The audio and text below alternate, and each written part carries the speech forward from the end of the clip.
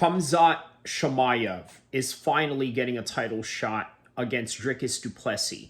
At first, I'm going to be honest with you. When he came into the UFC, he went and fought multiple times within a week, within 2 weeks, within 3 weeks, whatever week he wanted. He wanted to get in there, and he did it in 2 different weight classes, which was special. All of a sudden, he goes and dominates 170, one win after another. Next thing you know, he goes in at 185, fights Kamaru Usman, former 170 champion, now finally getting a title shot.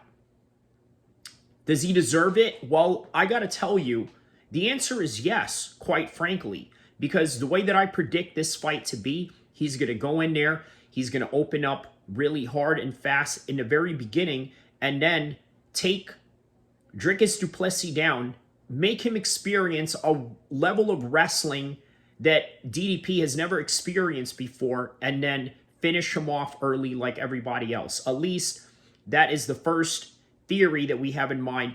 The other aspect of this fight could go in the direction of DDP, where perhaps maybe he stuffs the takedowns. After those takedowns are stuffed, all of a sudden, Khamzat now has to fight kickboxing rounds. Now, why is it that Khabib told Khamzat, you need to go in there and kickbox with this guy?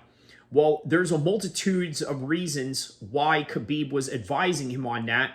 But if I could be in the mind of Khabib for a second, I think the reason why his coaching mind is telling Khamzat to do that is predicated on the reality that DDP's wrestling is very elite.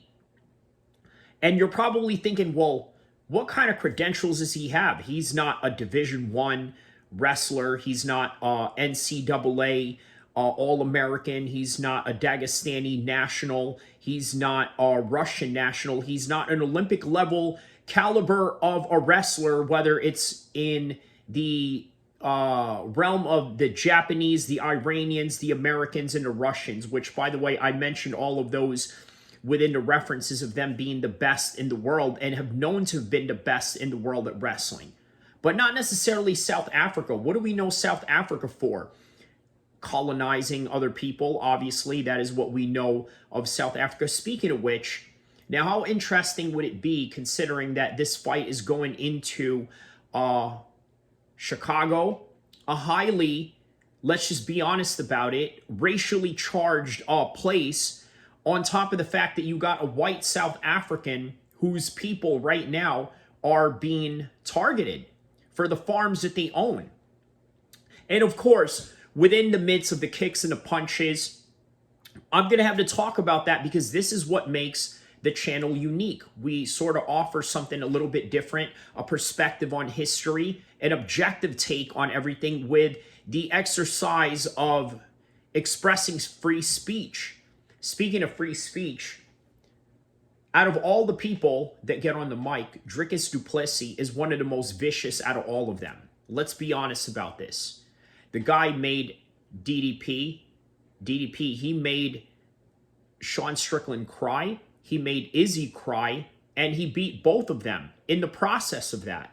Not only that, if you look back in the past fights of Dricuss du Plessis, he's also fought guys that have trash-talked their way into his head, right? Of which they all failed miserably. You can look at his fights that he had at EFC during South Africa, right? His regional runs down there before he went to the UFC, by the way, of which he was a double champ. Go figure. No surprise there, right? No wonder he was able to compete the way that he did in the UFC and eventually become a champion.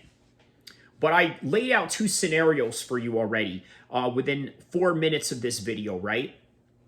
I laid out what would happen in the very beginning, that Dricuss was going to go in here. I'm sorry, that Khamzat was going to go in here and run through Dricuss.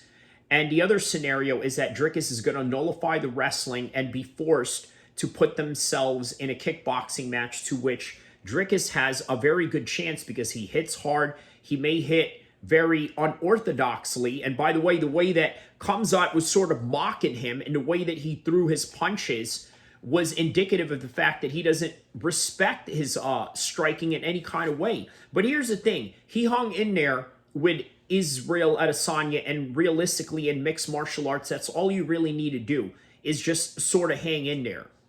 But will he be able to hang in there with Khamzat? Let me tell you something very interesting about Khamzat's whole entire repertoire.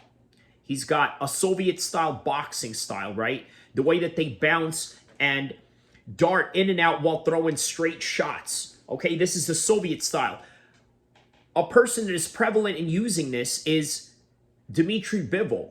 You've seen him use that. I think parts of Arthur Beterbiev may have used that, although his style is a little bit more flat-footed. But he's bouncy, a very Taekwondo type of stance, but more used into boxing, and in particular, the Soviet style of boxing, where you dart in and out, throwing straight shots in between your darting in and out of your footwork movement that you're trying to apply, right? That's Khamzat. So he's got high-level striking. He's got very crisp, very, how do I say this? Very high pedigree type of boxing that is tutored by the tutelage of the Soviet Russian fighting system, right? Whether that would be boxing or MMA, Sambo, right? Obviously, because Sambo is nothing more than just amateur MMA or boxing. All of these sports that they all excelled in, right? They all had a system. They all had a way of training.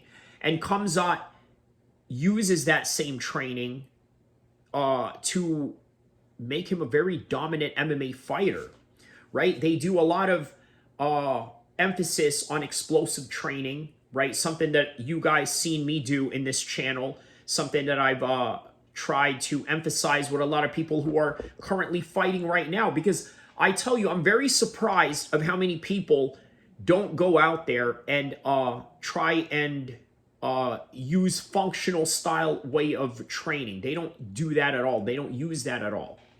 But you know what? Speaking of unorthodox style of training, how about Dricuss?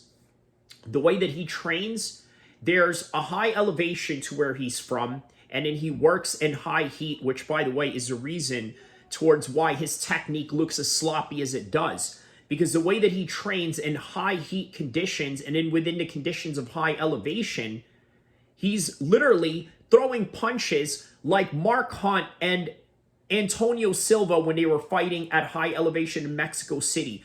Throwing labored punches like as if he was Cain Velasquez in Mexico City. You know the whole spill about cardio Cain, this, that, and the other, right? Well, that is what they attribute to why his